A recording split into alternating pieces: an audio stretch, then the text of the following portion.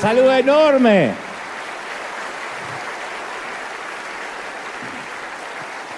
Y nos va a quedar la frase, ¡ay, amable!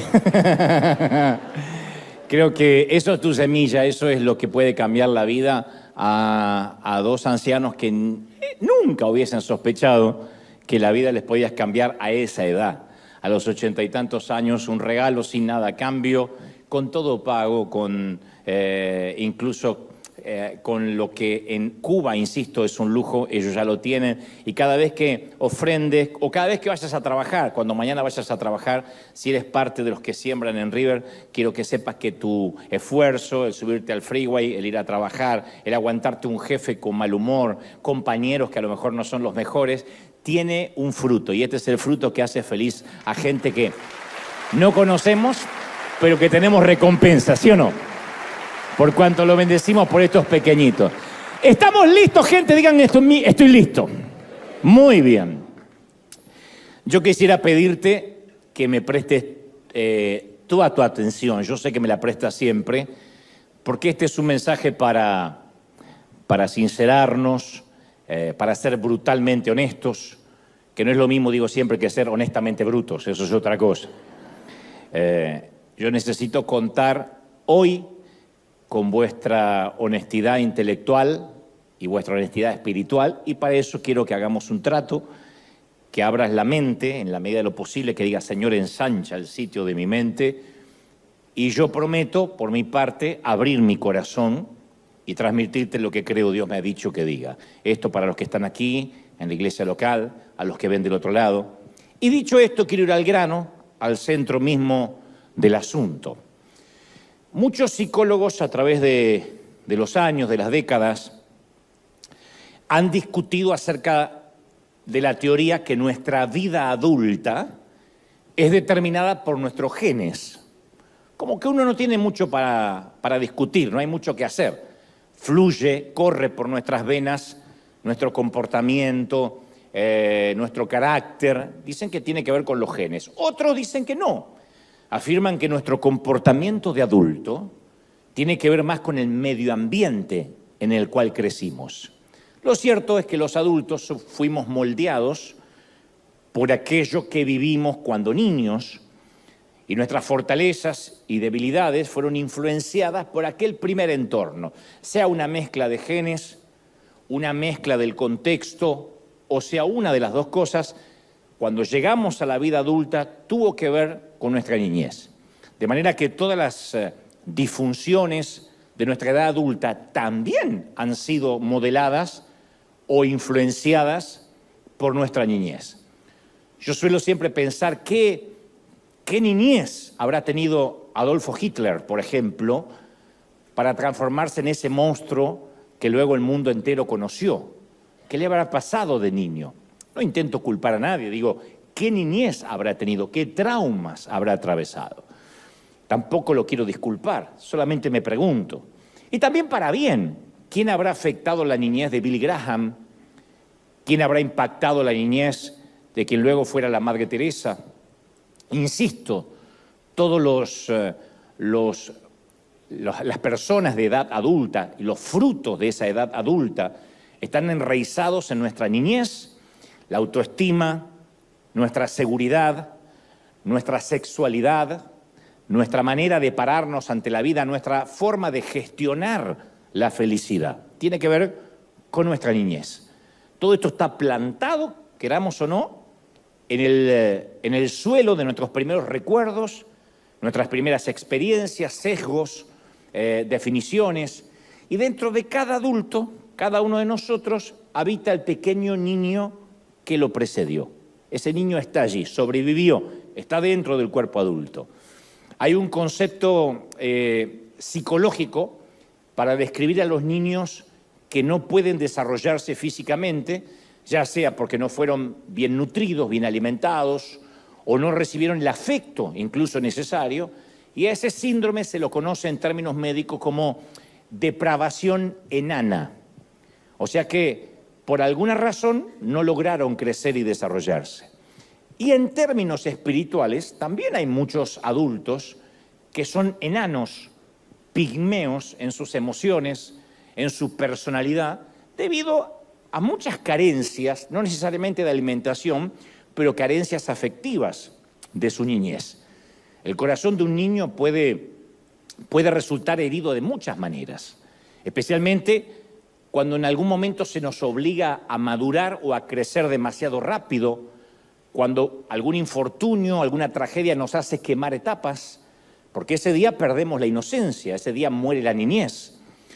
Yo leí la historia de un adulto que relata que a sus 8 años su madre y el hombre a quien él consideraba su papá lo llamaron al salón, a la sala o al comedor y le dijeron: este hombre a quien llamas papá no es tu padre.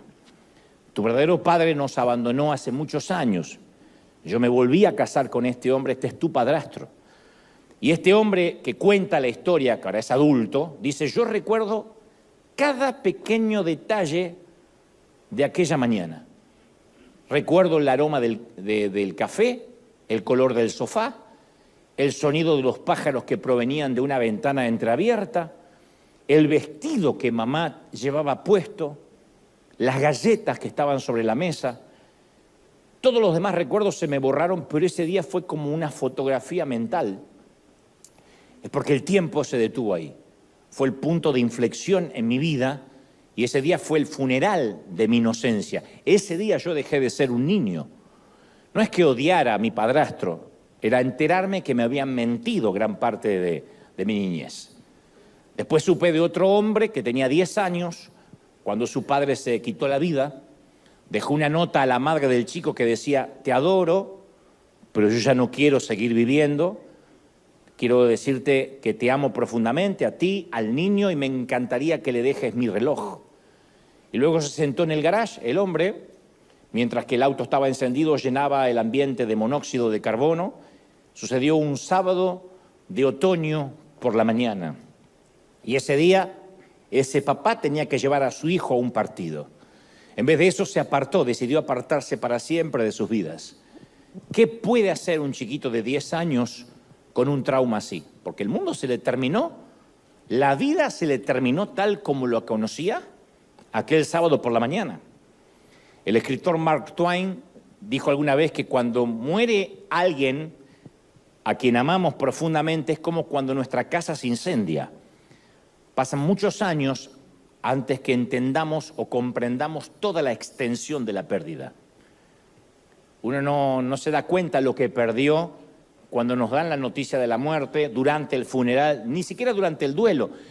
Después de muchos años uno empieza a extrañar a esa persona, quizá cuando tenga que tener su boda, cuando le hubiese encantado, si en el caso que se muere un papá o una mamá, mostrarle los nietos. Uno no se da cuenta de la pérdida aún después de muchos años.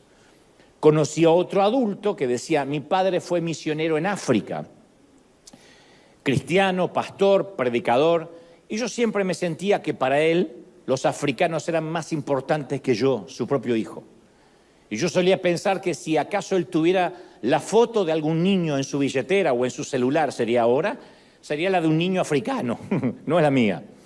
Y hasta el día de hoy, este hombre adulto, hijo de ministros, todavía lucha con acercarse a Dios porque piensa que fue ese Dios quien le robó a su papá cuando él era un niño necesitado de afecto. Entonces, este tipo de rechazo puede ser más sutil que los ejemplos anteriores, pero también es una herida que marca nuestro futuro. Y ese es el propósito central del enemigo, separarnos del Padre, que uno empieza a tener dolor hacia sus padres terrenales para que por consecuencia, por carácter transitivo, uno también tenga dolor para con Dios. Y el enemigo usa esa indiferencia para susurrarle al niño: tú no eres digno de que te amen, tú eres una molestia, no eres importante. Y en su viaje a convertirse en adulto, todo niño lleva en el centro de su corazón una flecha, una daga clavada que le provoca inseguridad. Por eso yo decía hace un momento que todos los que estamos aquí llevamos un niño dentro. Y puesto que la mayoría de nosotros, cuando adultos, ya no hablamos de esas heridas, y mucho menos tratamos de sanarla, sino que miramos para adelante, nos fajamos, como dicen en algunos países, y nos toca continuar la vida, esa herida permanece ahí. y esa herida por lo general ha sido infringida por nuestros padres. Conocí a cierta mujer con la que alguna vez trabajé, que cada mañana ella llegaba siempre con el ceño fruncido, siempre muy iracunda, ofuscada, como enojada con la vida. No tenía razones aparentes para estar tan molesta, pero era como que en su cara tenía escrito un no antes que alguien le hiciera una pregunta. Alguien se sonrió porque conoce gente así, tiene el no acá.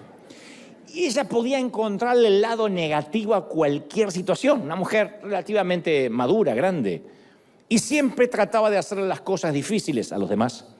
Y si alguien venía a cobrar por un trabajo ya terminado, ya hecho, y ella, aún teniendo el cheque para pagarle, lo hacía esperar durante horas, o le hacía firmar eternos formularios burocráticos, y hasta en ocasiones se daba el lujo de hacerlo venir otro día. Tenía ahí para pagarle y decía, no, venga dentro de 2 días. Y se justificaba diciendo, es que no quiero que la gente se acostumbre a que las cosas se obtienen fácilmente. Pero a medida que la fui conociendo, yo sé que a esta altura la odia todo el mundo, sin saber quién es, pero a medida que yo la fui conociendo, me fui enterando de la niñez miserable que esta dama había atravesado. Fui socavando la información, no es que un día me lo contó, pero a medida que relataba una tras otra, o dejaba entrever las historias de rechazo que había sufrido desde niña por sus padres, entendí que su actitud de adulta era el reflejo de todas aquellas heridas del pasado. Y al no poder sanar todos aquellos abusos que sufrió de pequeñita, la habían transformado hoy en una mujer amargada y vengativa. De alguna forma ella quería vengarse con gente que no le había infringido ninguna herida, pero ella sentía que de algún modo hacía justicia.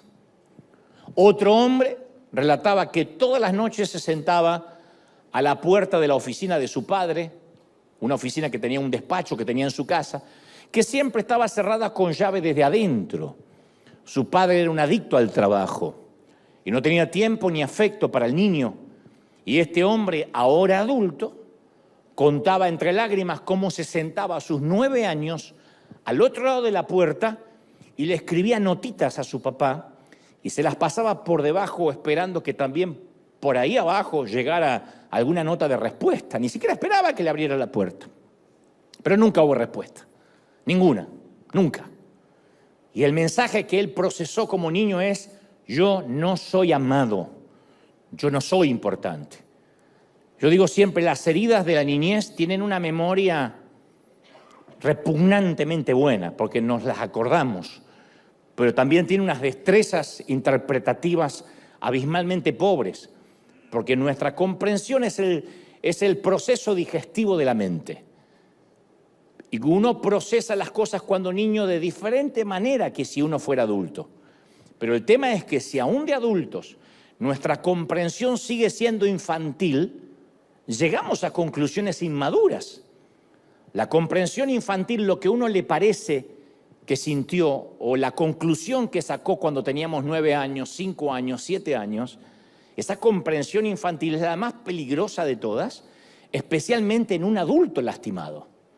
Porque llevamos esos conceptos infantiles, esas conclusiones que creímos infantiles, a las relaciones adultas y lastimamos a quienes nos rodean.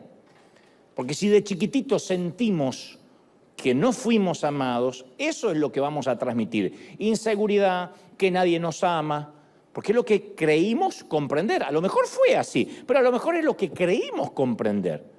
Este es el más devastador revés contra el alma de un adulto, que aquel niño que alguna vez fuimos fue lastimado.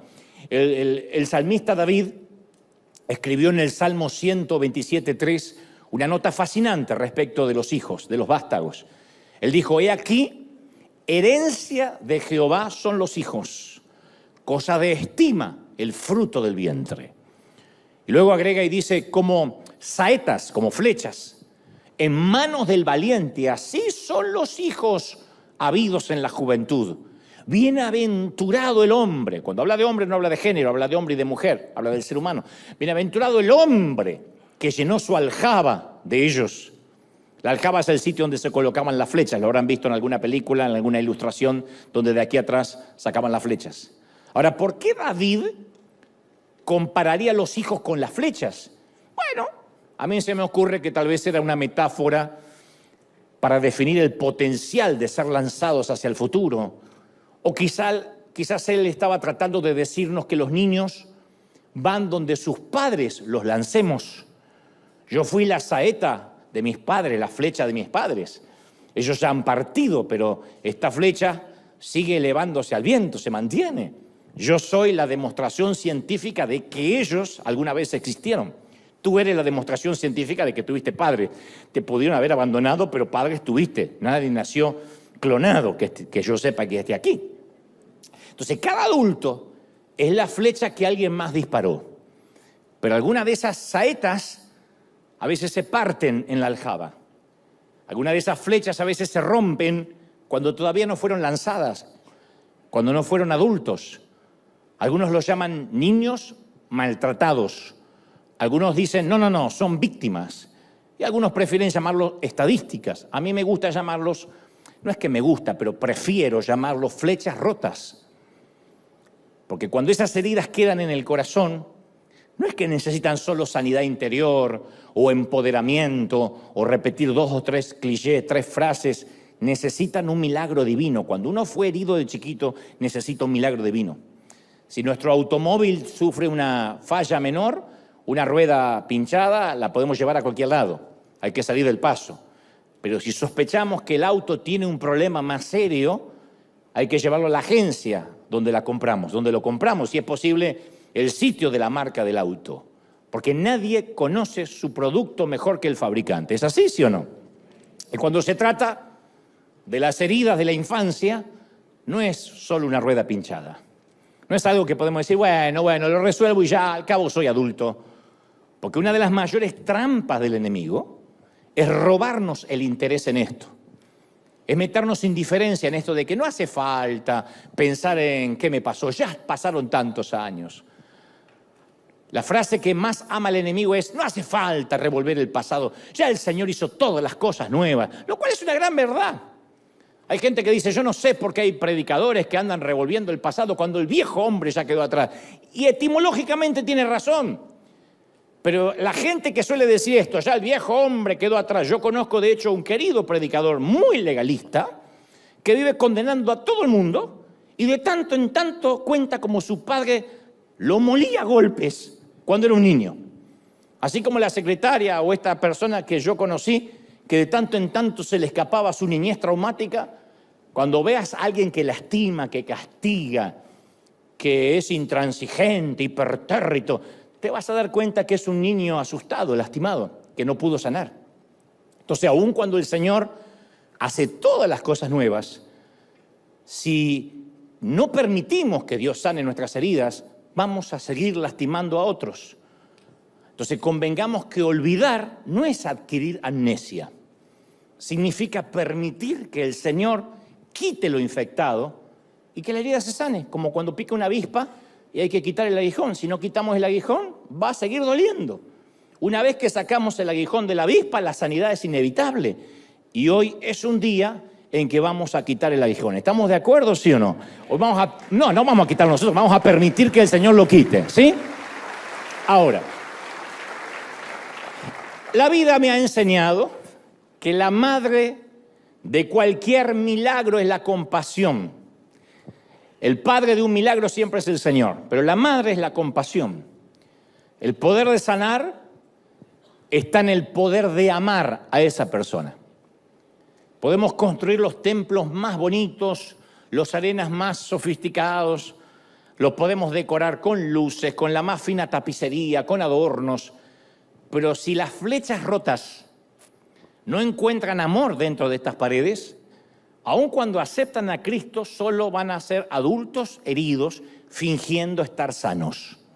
Esa es la gran contradicción de la iglesia, que apenas nos entregamos al Señor, lo primero que hacemos es empezamos a fingir. Llegamos al Señor diciendo, Señor, necesito de Cristo, y apenas aceptamos a Cristo, ¿cómo está? Hermano bendecido, victoria, aleluya, la gloria del Señor, el Cordero Inmaculado que revive la concupiscencia de la carne. Empezamos a fingir. Porque si confesamos que aún arrastramos heridas de nuestra infancia, nos acusan de no haber aceptado la gracia de Dios. Uno dice, sí, yo acepté a Cristo, soy nueva criatura, pero aún así sigo siendo el hijo de mi papá y de mi mamá. Aún así, la orfandad o el sentimiento de soledad viaja conmigo. El Señor me perdonó, las cosas son hechas nuevas, pero no tengo amnesia. Y debido a veces a esa asfixiante necesidad de mostrar una imagen de santidad, de que el otro no nos juzgue, dentro de la iglesia digo, hasta nos da pena pedir oración. Generalmente pedimos oración, Señor, que Dios me envíe a las multitudes, que Dios me envíe al África, pero muy raro que digamos, yo pido oración porque vivo malhumorado y creo que tiene que ver porque cuando niño no me sentí amado y ahora que tengo 50 años tampoco puedo amar. Nadie dice eso. Es el miedo a no estar a la altura de las expectativas de los demás, a no parecer santo, a no parecer espiritual. Y ese falso yo, esa suerte de impostor, nace cuando en la infancia no nos sentimos amados, cuando fuimos rechazados, cuando fuimos abandonados. Entonces, cuando llegamos al Señor con toda esa carga, con todos esos traumas, en lugar de darnos cuenta que ahora podemos empezar el proceso de sanidad, enseguida levantamos otro falso yo y sostenemos a un nuevo impostor que ahora trata de encontrar su identidad haciendo para el Señor, en lugar de estar simplemente estando con el Señor. Por esa razón nuestra iglesia está llena de gente que si sienten que no están sirviendo a Dios, sienten que no tienen valor, que ya Dios no los ama, porque no sirven. Por eso en mi tiempo, cuando alguien pecaba en mi iglesia, se lo sentaba un tiempo, o sea, ya no puedes servir porque ahora estás infectado. Yo tocaba la batería de la iglesia y cuando le faltaba el respeto a mi mamá y mi mamá alcahueta iba y le contaba al pastor, el pastor me decía, Dante, a sentarte. No, pero a sentarse. O sea, era una forma de decirte, si no sirves a Dios es porque no mereces servirlo y si no mereces servirlo es porque no eres amado. A la gente se la sienta, la famosa, lo vamos a poner en disciplina, que no está en toda la Biblia eso, el que disciplina es Dios, no el hombre. Y esas flechas rotas que no se permiten sanar, esos niños maltratados dentro de cuerpos adultos, son el caldo de cultivo para el legalismo, para la religión. Muéstrame un legalista, muéstrame un religioso que condena a todo el mundo al infierno y te voy a mostrar un niño que vive en un cuerpo de adulto, pero que la pasó mal. Son adultos heridos que necesitan herir, como esta gente que te conté, porque es el único lenguaje que conocen. El herido hiere, el que sangra salpica, siempre es así. Ahora hay que convenir en algo. Todo adulto tiene una herida. Porque hay uno que me está mirando como diciendo, me equivoqué de servicio, justo yo que estoy súper sano. Todo adulto tiene una herida. Yo no conozco a uno que no tenga una.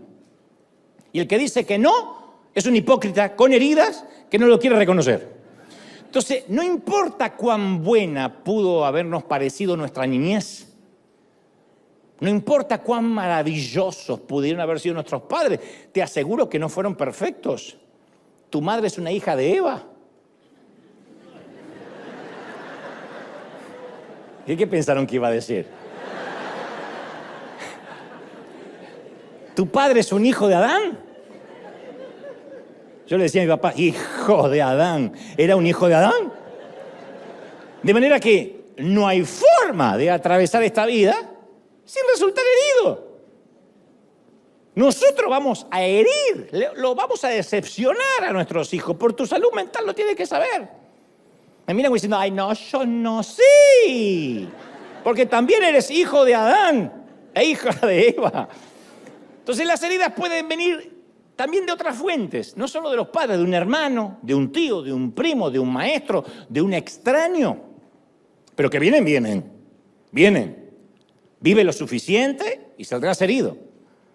Hay heridas que son obvias, cuando involucra maltrato físico, maltrato verbal, ni que decir maltrato sexual, abuso. Esos son ataques más explícitos. Pero después están las heridas pasivas, que son perniciosas, silenciosas, como el cáncer, funcionan como una metástasis que se mantiene hasta la edad adulta. Y puesto que son sutiles, no se las reconoce como heridas y por consecuencia son más difíciles de curar. Porque si uno no reconoce tener heridas, no las puede curar. Si uno dice, no, solo fue una infancia difícil. Bueno, todos tuvimos la mayoría de infancia difícil, pero en algún momento uno tiene que exponerse a decir, quiero un diagnóstico, quiero saber si yo provengo de una niñez herida. Yo te voy a dar un ejemplo de una herida infantil más sutil y acaso una de las más comunes, porque no es solamente los que por una mala disposición o por una mala fortuna, como dicen algunos, fueron abusados o violados. No. Las heridas pueden ser más sutiles. Un niño siempre llega al mundo a través de su mamá. Hasta ahora no ha habido un papá que haya podido parir a nadie. Y en sus primeros meses y años, esa mamá es el centro del universo del chiquito. Entonces la madre, lo que estoy diciendo es algo que sabe todo el mundo, pero bien vale hacer la introducción. La mamá lo amamanta, lo alimenta, lo protege, le canta, le lee, lo vigila, lo mima, lo educa, lo cuida cuando está enfermo. El papá aparece de vez en cuando como un extra en la película. Asoma la cara, cómo crece, y se va. Y es normal que la mamá tenga un vínculo con ese bebé, que le ponga apodos tiernos, mi muñequito, mi tesorito de mami, inclusito mi pequeñocito, mi mocito.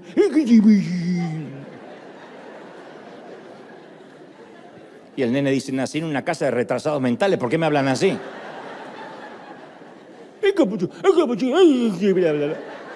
Ahora, ningún niño quiere llegar a la madurez con uno de esos apodos. Va a buscar trabajo nombre, osito de mami. Entonces llega el caso en que los varones, en el caso de los varones, de algún modo, tratan de quitarse a la mamá de encima. Eso es normal que pase. No es que la dejan de amar, no es que la dejan de querer, pero tratan de demostrar que ya no necesitan a mamá. Cuando le dicen a mamá, no vengas a buscarme, no te atrevas a llevarme al colegio, yo voy solo. Es un momento muy difícil en la vida de una madre, es parte de la tristeza de Eva también, eso de dejar ir, de ser reemplazada. Y muy pocas madres lo logran comprender como algo orgánico, como algo natural, como un designio de Dios. Pero porque la feminidad no puede conferir masculinidad. La feminidad, por mucho que quiera y ame, no puede conferir masculinidad. Mi mamá me llamaba Dantecito y funcionaba cuando yo era pequeñito. Pero cuando ya fui adolescente, mi papá me decía, compañero, venga, compañero. Y eso a mí me gustaba más que Dantecito. Yo tenía terror de que mi mamá me fuera a buscar al colegio y me dijera, ¡Dantecito! Porque me quedaba la marca de la bestia para siempre.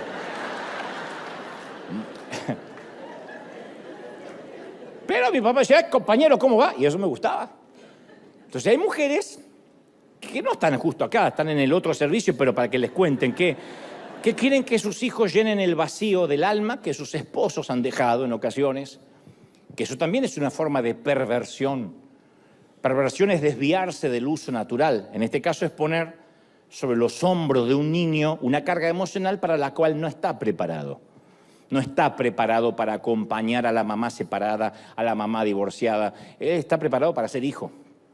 Otras madres se rehúsan que sus hijos varones se hagan hombres y los sobreprotegen y los terminan castrando. Y el niño desarrolla un vínculo con su madre que es una suerte, dicen los psicólogos, de incesto emocional. No hacen nada sin consultar a mamá. La mamá necesita saber dónde está ese niño de 44 años todo el tiempo. Por eso de ahí que Génesis 2:24 dice, por tanto, no por tonto, por tanto, dejará el hombre a su padre y a su madre. Nosotros nos enfocamos en que dice, y se unirá a su mujer y serán una sola carne, pero dice, dejará a su padre, dejará a su madre. No dice, y asegúrese de antes de irse de hacer un grupo de WhatsApp con mami y que mamá lo pueda tener localizado y traqueado en el celular. Dice, dejará. Entonces, algunas veces cuando la madre no quiere soltar al muchacho, especialmente durante la adolescencia, él se pone más rebelde que nunca. Son esos adolescentes que parecen el mismísimo diablo. Es más, el diablo ni se le acerca porque le tiene pánico. Y la madre se siente rechazada, el hijo se siente controlado y ambos dejan de comunicarse de manera pacífica. Y lo que era una comunicación pacífica, tesorito, ahora es Ucrania y Rusia. A mí me ha tocado conocer a muchos hombres adultos que están resentidos con sus madres, ni siquiera las llaman y no pueden explicar por qué. Yo les pregunto, pero es complicada tu mamá. No, pero una vez hablé con alguien de unos 30 y tantos años que me dijo, lo que me enferma de mi mamá es que me sigue tratando como un niño. Me habla como si yo fuera un retrasado mental. Yo tengo 34 años, 35, no sé cuándo, le llamo y me dice, ¿comiste?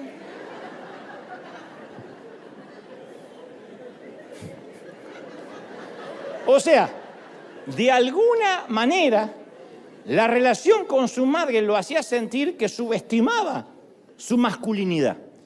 ¿Por qué doy este ejemplo? Porque cuando yo hablo de las heridas de la infancia, no es necesariamente a lo bizarro, a lo que más se nos viene a la mente como una violencia verbal, que por supuesto y eso hiere, o una violencia sexual o física. Hay muchas maneras sutiles que nos hieran. Y de herir también. Por eso insisto, toda herida, ya sea agresiva o pasiva, llega con un mensaje encriptado. Ese es el mensaje que interpretamos cuando niños. Nuestra reacción a lo que entendamos de ese mensaje va a determinar nuestra personalidad y nuestra manera de afrontar la vida. Uno de los ejemplos que yo te conté es el chiquito que le pasaba notitas al papá por debajo de la puerta. Lo más probable es que el papá estaba pendiente de la computadora y nunca vio las notitas. Lo más probable es que no es que el papá no lo amaba, creo. Quizás estaba metido con un tema en el banco, con problemas financieros, pero el niño, a sus 9 años, interpretó, no soy amado. Ese es el mensaje encriptado que le quedó. De allí surge el falso yo adulto. Entonces la mayoría de los adultos en algún momento vivimos bajo ese falso yo, o sea, un fingimiento que está directamente relacionado con aquella herida de la niñez. Y la herida llega, y cuando llega, lo hace con un mensaje, insisto. Como interpretemos ese mensaje, siendo niños, como vamos a escoger vivir nuestra vida adulta. Algunos construyen un caparazón, dice, a mí no me lastima más nadie, este desgraciado me quiso lastimar, esta me quiso lastimar, a mí no me va a lastimar más nadie. Se vuelven duros, malhumorados, vengativos, como la mujer esta que te conté. No se dan cuenta que están tomando venganza, porque es el inconsciente que los hace manifestarse así. Pero construyeron un caparazón para que nadie los hiera. Y realmente lo logran, no los pueden herir más. Pero el caparazón también les impide amar y les impide que los amen. Otros se van al otro extremo del espectro, en las antípodas. Se hunden y se vuelven pasivos, timoratos, pusilánimes, porque como nadie los amó, van por la vida mendigando amor y todo el mundo los estafa y todo el mundo los pasa por arriba. O a veces es la mezcla de uno y del otro. Y esto se nota mucho durante la adolescencia. Algunos adolescentes se dejan los únicos 3 pelos en la barba que le crecen, se llenan de tatuaje, se ponen aretes, se pintan de negro para enviarnos un mensaje: no te me acerques, soy muy dark y peligroso. Y me los ve a los mocosos, oh, soy muy peligroso. Lo que está pidiendo a gritos es un poco de amor, de aceptación.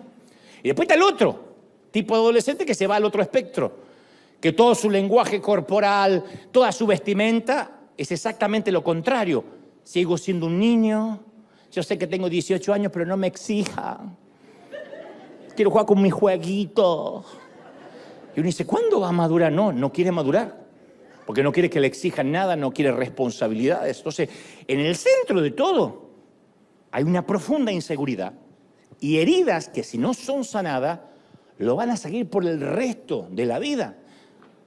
Hayan tomado la postura que hayan tomado. Cuando yo era niño, mi falso yo nació como una defensa contra el abandono, con sentirme solito. Como mi mamá vivía en el hospital haciéndose quimioterapia, papá siempre estaba borracho o en la carpintería, yo pasé mucho tiempo de mis primeros 6, 7 años de vida muy solo.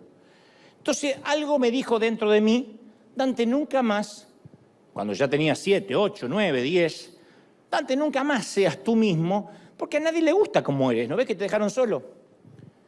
Invéntate un nuevo ser, un avatar, que todo el mundo admire y nadie va a saber quién realmente eres. Así que me convertí en un buen chico, cortés, bien educado, discreto, culto, atento, caballero, respetuoso y argentino. ¡Ja!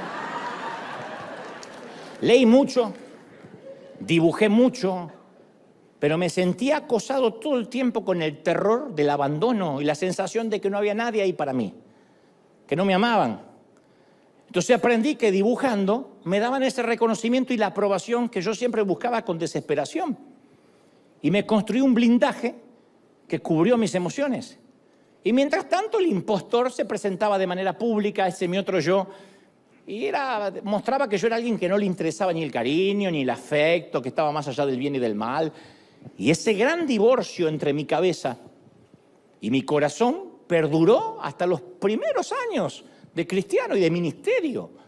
Porque convertirse en cristiano no necesariamente arregla las cosas de manera mágica. Mis flechas rotas estaban profundamente alojadas en las profundidades de mi corazón y no me permitían sanar. Así que yo me las arreglé para ocultar esa falencia, esa necesidad. Y como suelo decir, las heridas tapadas nunca curan.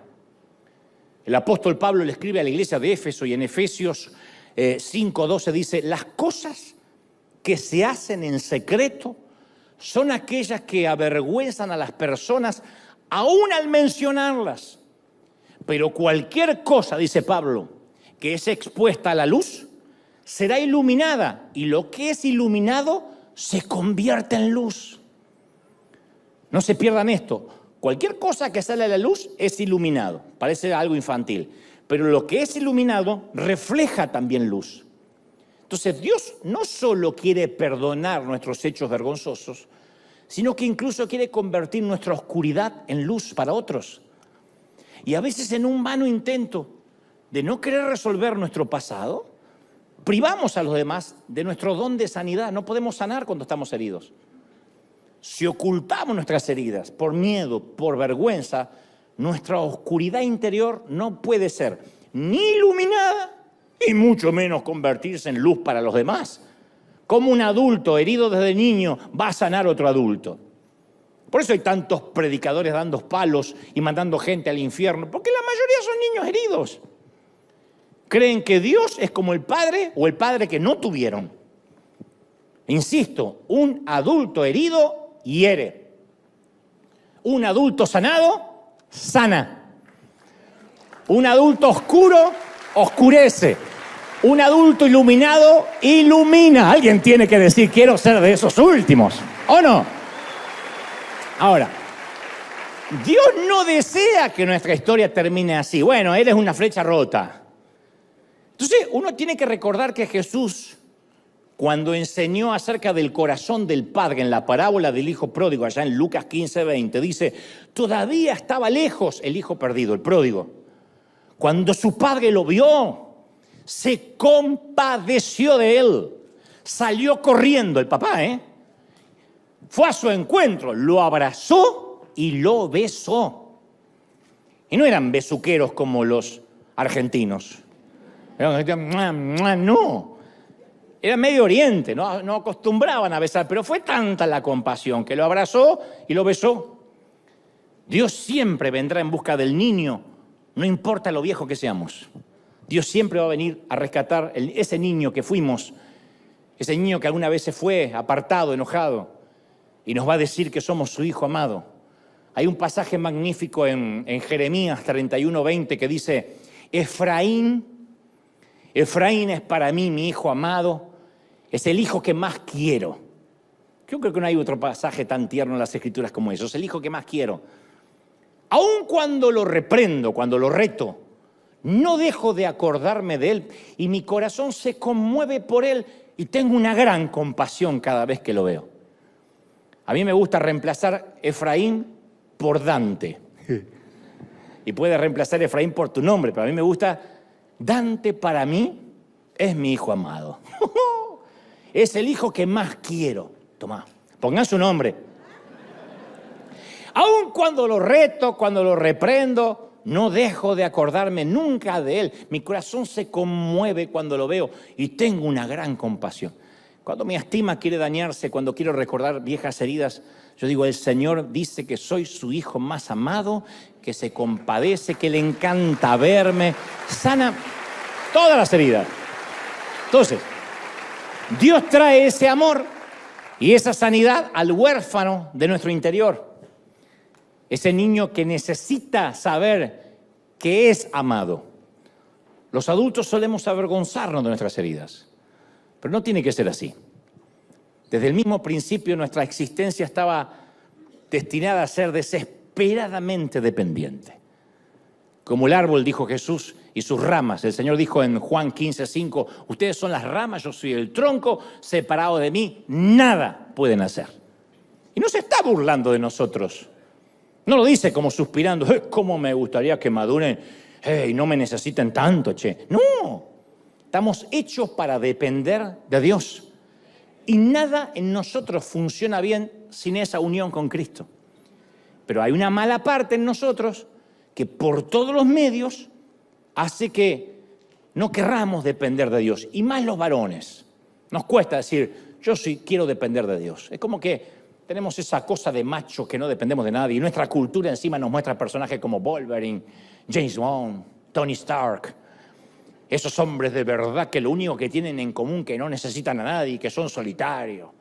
Un Rambo que dice, solo me basta mi cuchillo, amigo. ¡Oh! Hoy tu marido con un cuchillo ni un salamín puede cortar. Y en la cultura evangélica sucede algo similar. Un buen día nos pica una araña, o recibimos una dosis de rayos gamma y nos transformamos en apóstoles súper ungidos. Y a partir de ese día nos empoderamos, no dependemos de nadie más, no estamos sujetos a autoridad humana, tenemos el celular y el WhatsApp de Dios. Y nos dedicamos a combatir el crimen y el pecado. Y llegamos a creer que no necesitamos a nadie, incluso ni a Dios, porque eso es una clase de debilidad, creemos. Pero el propio Jesús no dudó en mostrar dependencia de su Padre. Aquel que expulsó una legión de demonios, aquel que calmó los vientos y la tempestad, vivió dependiendo del Padre. En Juan 5:19 dijo, le digo la verdad, el Hijo no puede hacer nada por su propia cuenta, solo hace lo que ve que el Padre hace. En Juan 10:30 agregó, las palabras que yo digo no son mías, sino que el Padre que vive en mí hace su obra por medio de mí. O sea, no fue motivo de vergüenza para Cristo depender del Padre. Se jactaba de la relación con su Padre. Y a veces nosotros sentimos como adultos, somos tan torpes, sentimos que reconocer nuestras heridas es como una fuente de vergüenza, de debilidad, de dependencia. Y nos comportamos a veces como esas familias que tapan todo. Yo provengo de una familia así. Mi familia era, el segundo apellido era Goebbels, tapar todo. O tapar todo Goebbels. La manera de pedir perdón de nuestra familia es no volver a tocar el tema difícil. Esa es la manera de pedir perdón. Nadie se pedía perdón. Perdón porque ayer te quise matar, hermano. Eso no había. Te levantaba a la mañana y decías, buen día. Eso era el pedido de perdón. Si el otro te decía, buen día, ya está todo perdonado. La manera de pedir perdón era no hablar del tema. Nosotros no sabíamos que hablar quita dudas, hablar evita sobrepensar, que hablar siempre sana. Entonces no se fomentaba en mi casa un ambiente en donde existía la confianza para comunicarnos libremente. Era más fácil tapar los conflictos y hacer de cuenta que todo estaba bien.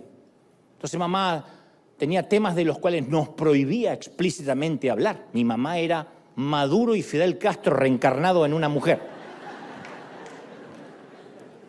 Mi mamá decía, aquí no se habla del asunto de tu hermano. No, pero pasó, no se habla. Íbamos a visitar una tía. En ese entonces, lo que voy a contar es espantoso. Cuando tenían un hijo con problemas mentales, se lo ocultaba. Se lo encerraba en alguna parte, en una habitación del fondo. No aparecían las fotos, no aparecía nada. Era como un animalito que tenían allá en el fondo que alimentaban. Y yo escuchaba ruidos en la habitación del fondo, en la casa de una tía. Y decía, ¿quién está ahí? Porque un animal no era, porque hablaba. A menos que sea un loro muy inteligente. Pero hablaba, golpeaba las puertas, tenía un problema de retraso. Y entonces yo decía, ¿quién vive ahí? De eso no se habla. No le preguntes a la tía. Entonces yo le decía, tía, ¿hay alguien allá? Shh. No, era ignorar. Si lo ignoramos algún día se va a morir. Era así. Entonces luego que algunos venimos con ese sistema de creencias, ignorar los problemas, un día llegamos al Evangelio y nos enseñan el mismo patrón. No confieses la derrota. No digas que estás triste. Ponte a cantar. No, pero que me duele todo. Ponte a cantar. ¡Aleluya! Si tienes un problema, finge que no pasa nada. Sí, pero tengo un problema terrible en mi familia. Ven el domingo y canta y todo se va a arreglar por sí solo. Si lo ignoras, se va a arreglar. Y eso es lo que hacemos. Y eso es lo que nos enseñaron también nuestros padres. Enterramos nuestras heridas y no las volvemos a mencionar. De eso no se habla. Y todo ese falso yo es una ceguera escogida. Escogemos hacer de cuenta que no pasó. Pero Dios dice, yo no puedo bendecir a un impostor, yo no puedo bendecir lo que finges. Dios tiene que bendecir lo que somos en realidad. Y Dios quiere que para que reconozcamos quiénes somos, le dejemos excavar en lo profundo, le contemos nuestras heridas. Él está muy furioso por lo que te hicieron cuando niño. Lucas 17:2 dice, mejor que quien te lastima se ate al cuello una piedra de molino y se arroje al mar antes de hacer tropezar a mi pequeñito o a mi pequeñita. Él está muy furioso, él no aplaude, no celebra la herida. Ahora, ¿sentirías desprecio por un hijo que no puede superar una herida de la niñez? No, tendrías compasión. Nadie diría, pero madura, tendríamos compasión. Y el Señor tiene compasión por nuestras heridas. Ahora escucha atentamente. Reconocer la herida no es lo mismo que sanarla, que sanar el corazón. Claridad y revelación no equivale a restauración.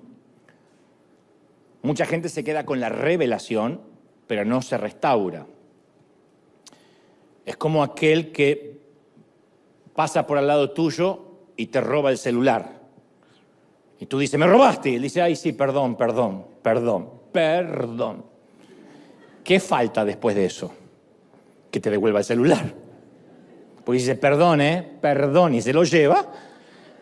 Es un perdón sin restauración. Reconoce que lo robó, pero no restauró.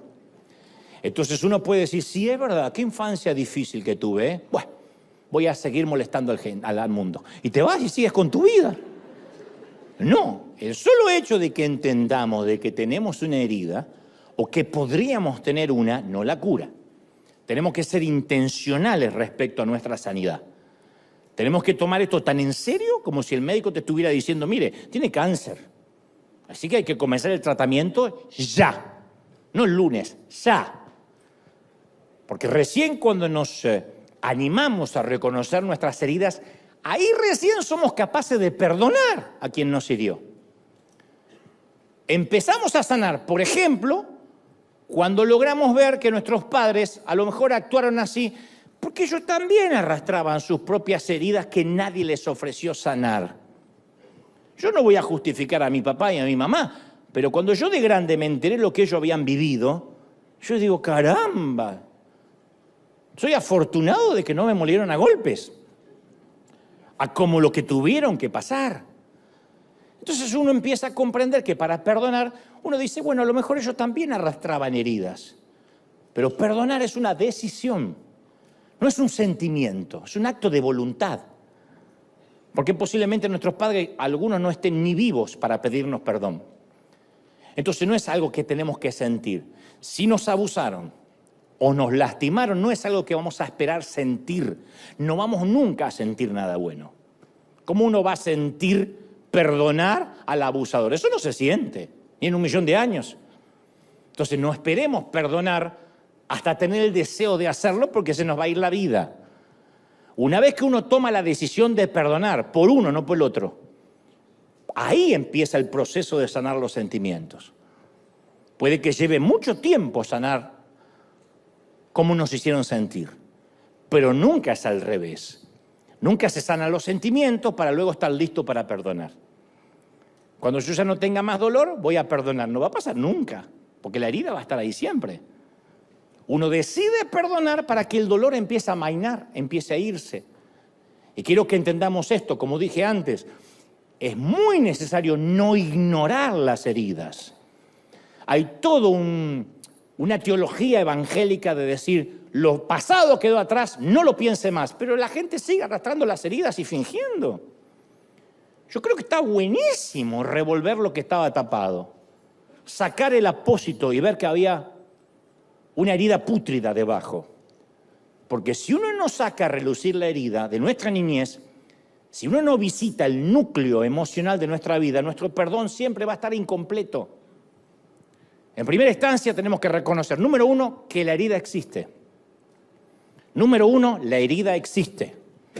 Por más que digamos, no, es que ya no me duele tanto, la herida existe. Número dos, hay que reconocer que fue importante. Tal vez era una pavada, pero como niño fue importante. Como lo interpretaste, fue importante. Y número tres, que todavía duele. Hay una herida, fue importante y duele. Sin esto no se puede empezar un tratamiento de perdón. Sin esto vamos a seguir hiriendo gente.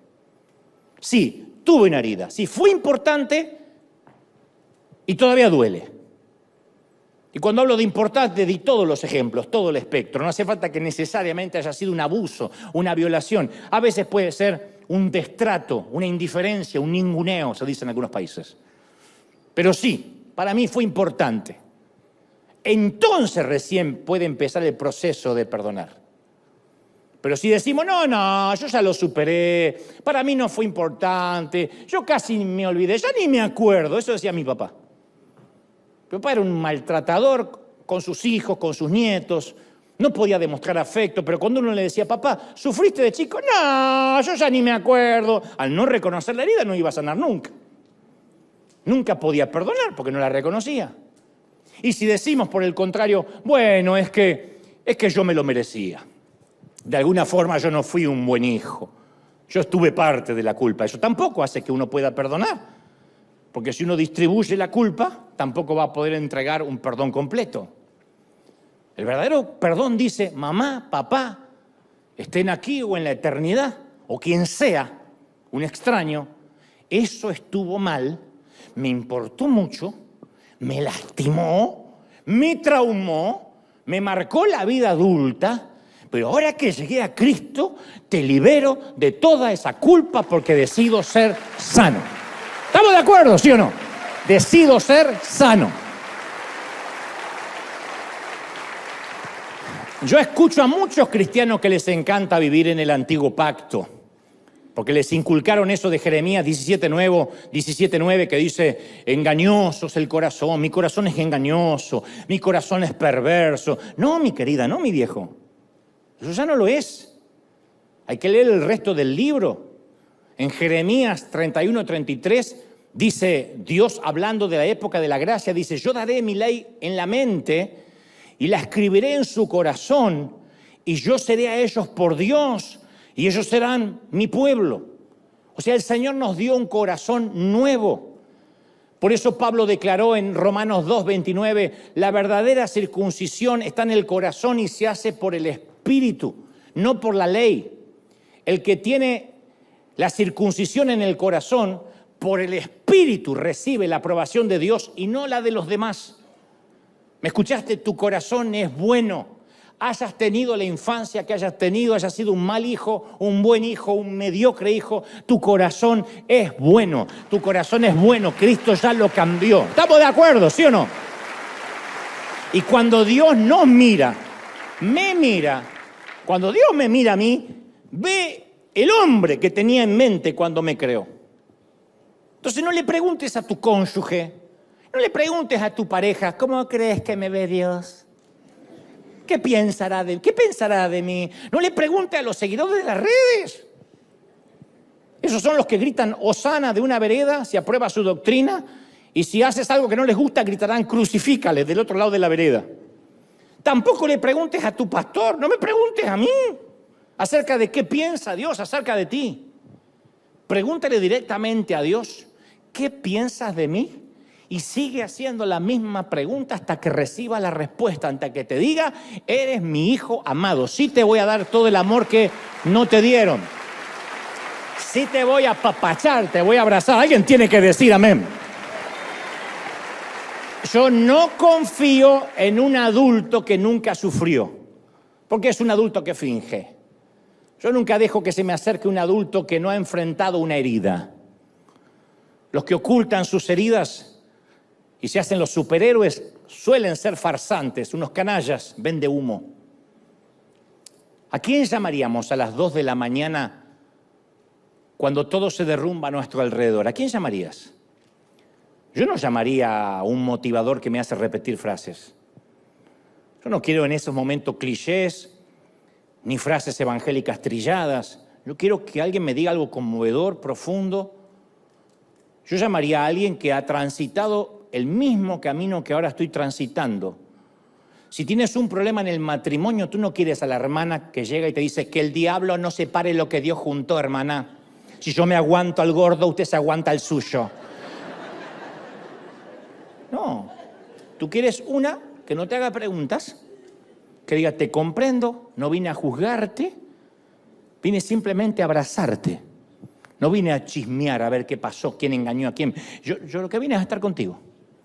Si luchas con una adicción, no quieres que venga alguien a reprenderte y a que digas que renuncies al pecado oculto. Quieres alguien que te diga, yo también estoy luchando, tal vez no con esto, con otra adicción. Así que yo te ayudo y tú me ayudas a mí. O sea, solo alguien que reconoce sus heridas tiene el poder para sanar. Como dijo el apóstol, aquel que es iluminado también se transforma en luz. Solamente cuando nos permitimos sanar, podemos sanar. Si no, salimos a juzgar, a vengarnos de los demás.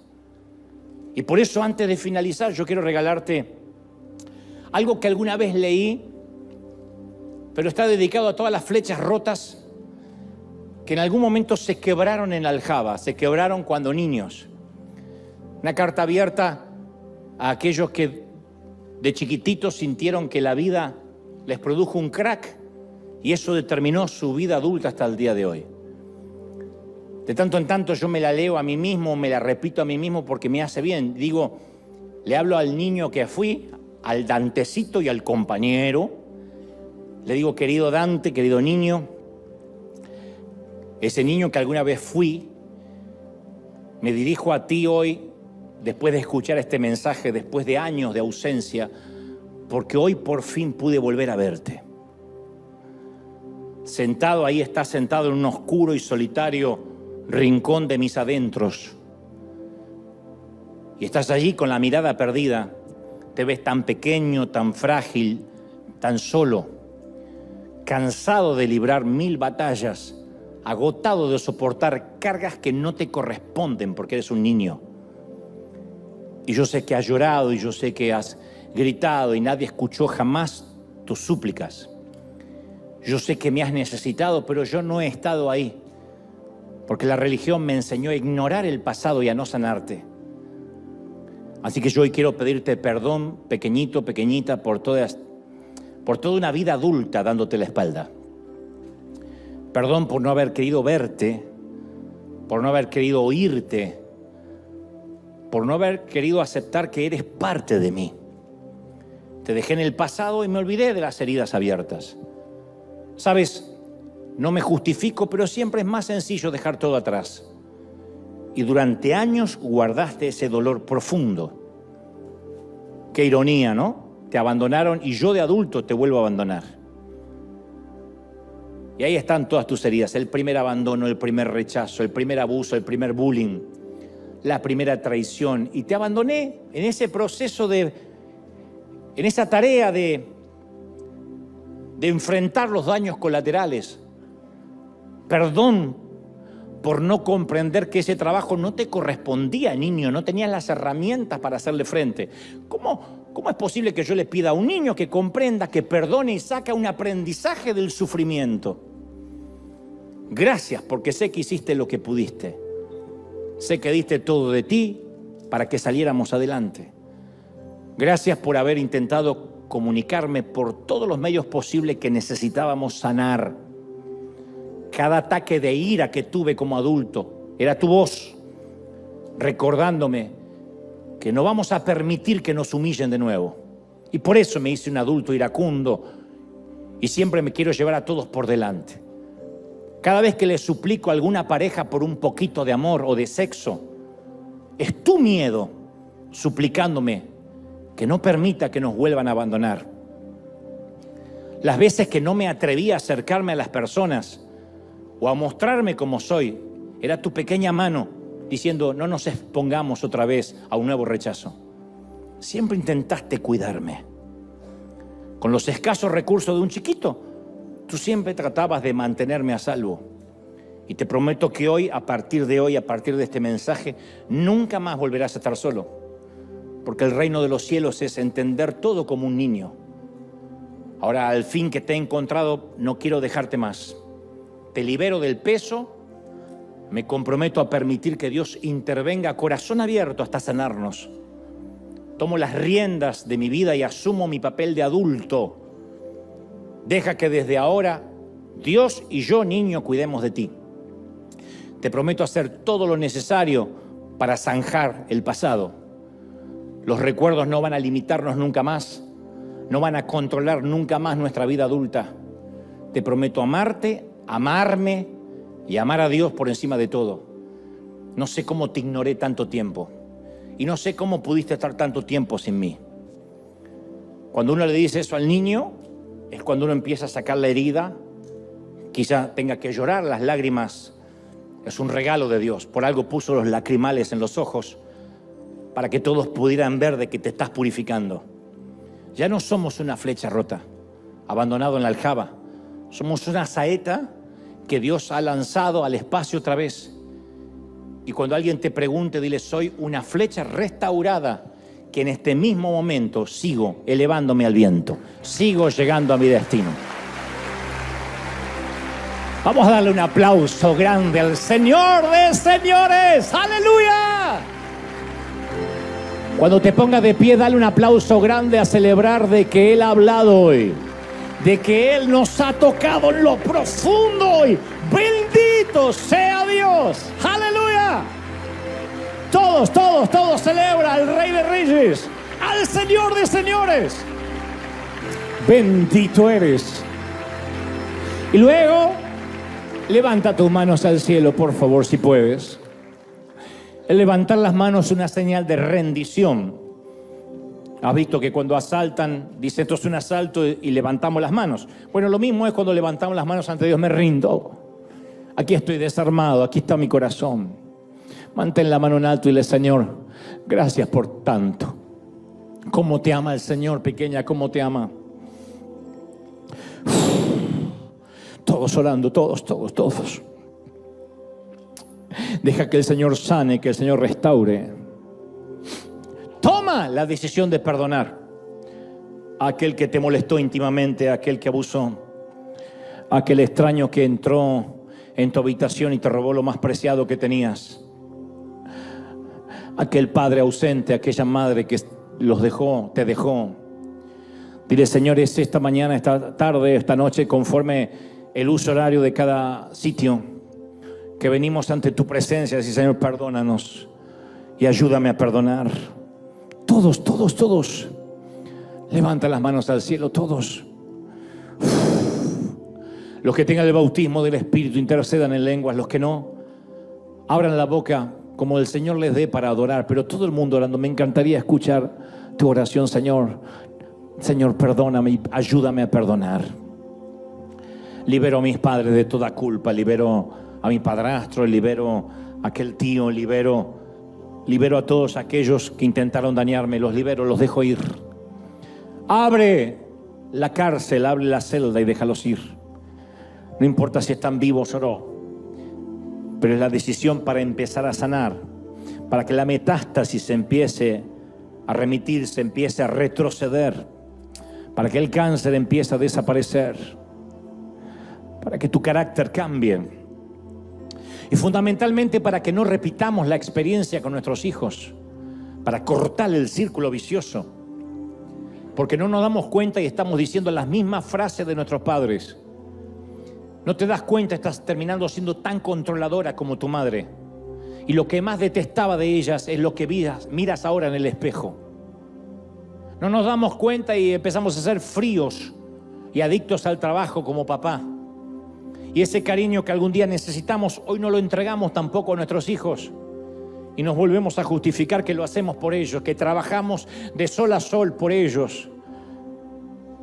Pero amor para ellos se deletrea de la misma forma que se deletreaba cuando eras niño. Amor se deletrea tiempo. Amor se deletrea tiempo. Y se ha deletreado así desde que tu abuelo necesitaba afecto y tu tatarabuelo buscaba cariño y tu tatarabuelo buscaba afecto, necesitaba tiempo. Y el círculo vicioso empieza a replicarse a través de las generaciones. Y hoy vamos a cortar. Hoy vamos a decir, se termina ese círculo. Se termina el círculo de la indiferencia. Nos va a costar, porque todos tratamos de repetir lo que vivimos. Y sea como sea nuestra postura ante la vida, decir, Señor, yo voy a recuperar el niño que fui, para sanarlo, para abrazarlo. Yo quiero que hagas ahora un ejercicio mental antes de terminar. Quiero que puedas abrazar al niño, a la niña que fuiste. Si alguien recuerda cómo era su habitación o en dónde dormía, ve a ese sitio ahora. Cierra la puerta. Si no hay puerta, porque no había puerta, entonces ve al baño, a un sitio, el más privado que tengas en la casa donde te criaste, en tu mente. Y abraza al niño, dile, todo va a estar bien, pequeño, todo va a salir bien. De donde yo vengo, el Señor nos sanó. Vengo del futuro. Y de donde yo vengo, el Señor ya nos sanó. Salimos adelante. De donde yo vengo ya no hay rencor. La niña todavía tiembla, todavía no entiende. Le están robando todo, pero tú tienes como mujer decirle, niña, todo va a salir bien, te lo prometo. De donde yo vengo, Dios lo ha resuelto todo. La vida te va a ir bien. Va a ser un poco dura. Quizá el colegio cueste un poco más. El matrimonio no será un paseo por el parque, pero saldremos adelante. Niña, saldremos adelante. Niño, saldremos adelante. Yo se lo he dicho al pequeño Dante tantas veces. Pequeño, vengo del futuro. Sé que no me vas a creer, pero la gente te oye hablar. No tienes voz. Dicen que eres un accidente, que no debiste haber nacido. Nadie te escucha ahora, pero ¿sabes de dónde yo vengo? Dios te prestó los oídos del mundo. Es más de lo que ahora puedes comprender. Y vas a sanar. Y tú, pequeño, y yo sanaremos gente. Porque los entenderemos, no los vamos a juzgar. Así que lo abrazo y lloramos juntos. Al principio él es desconfiado porque no sabe quién soy hasta que me reconoce y nos abrazamos. Haz ese ejercicio mental. No es un truco, no es algo esotérico, es sanar. Permitir que Dios abra la herida para que supure, para que salga la pus, para que salga la sangre pútrida, para que limpie, que oxigene, para que esterilice, para que ponga asepsia. Y entonces la sanidad comience de verdad. Recibe ahora. Recibe. Todos en casa, en los sitios donde me oyen, donde me ven. La gloria del Espíritu lo está haciendo. Padre, Espíritu, sella esta palabra. Sella esta palabra. Sana corazones rotos. Restaura las pequeñas pisadas. Restaura los pies pequeños. Hay un pie pequeño que se oculta tras esos pies que usan tacones hoy. Hay un piececito pequeño detrás de ese traje, esa corbata. Hay un pie pequeño que necesita ser restaurado y sanado. Padre, sanamos las heridas. No va a ser fácil.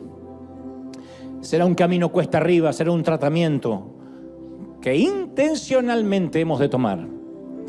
Y ahora también empezaremos a hacer luz y sanidad para otros. Padre, ayúdanos a ser mejores padres, mejores mamis, mejores papis. Nadie nos enseña a hacerlo. Enséñanos, Señor Jesús, a no asfixiar, a no controlar, a no ser demasiado libertinos, a no transformarnos en amigos de nuestros hijos, a no ser sus cómplices, a ser padres y madres comprensivos, a que nunca nos olvidemos que fuimos tan o peor de rebeldes. Ayúdanos, danos gracias, Señor, danos favor, considéranos que separados de ti nada podemos hacer. Queremos elevar nuestras saetas al viento y tirarlas lejos, para que cuando ya no estemos aquí ellos puedan continuar la travesía por el espacio, como nosotros, que mal o bien, enteros o rotos, hemos sido lanzados al espacio y hasta aquí nos has bendecido. Padre, gracias por esta mañana, tarde o noche. Bendecimos, Dios, a los que miran a través del streaming. Bendigo a los que están aquí. Bendigo tu entrada, tu salida, tu acostarte, tu levantarte. Proclamo sanidad. Bendigo tu niño, bendigo tu adulto. Bendigo el ser que eres, el ser que serás. Bendiga, Dios, tu entrada y tu salida, tu acostarte otra vez y tu levantarte otra vez. Te bendiga en la frontera. Te bendiga, Dios, en el fruto de tu vientre, en el fruto de tu trabajo. Te dé favor, te dé vientos a favor. Te dé siempre un sol que te bendiga cada mañana y una luna que te acurruque cada noche. Dios te bendiga, Dios te guarde y haga resplandecer su rostro sobre ti, en el cuerpo, en el alma y en el espíritu. Amén y amén.